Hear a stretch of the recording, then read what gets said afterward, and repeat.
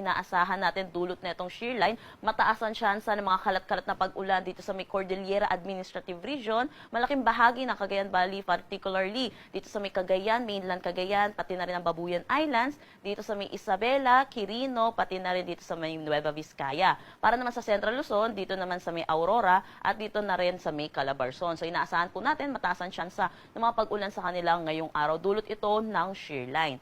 Samantala, para naman dito sa may Metro Manila, inaasahan natin makakaranas tayo ng maulap na papawiri na may mga mahihinang pag-ulan dulot ng northeast monsoon. Kasama na rin yung malaking bahagi ng Central Luzon at ilang bahagi na rin dito sa may Ilocos Region. Makakaranas din po sila ng maaliwalas na panahon pero may mga isolated light rains pero dulot naman pa rin ito ng northeast monsoon. Samantala, para naman sa nalalabing bahagi ng mainland Luzon po natin, particularly dito sa may Calabarzon, except po sa may Quezon, pati na rin Bicol Region at ilang bahagi ng Mimaropa, makakaranas naman sila ng maaliwalas na panahon. Pero asahan din po natin yung init at alinsangan, lalo na sa tanghali hanggang hapon na may mataas na tsansa ng mga localized thunderstorm pagdating sa hapon at sa gabi.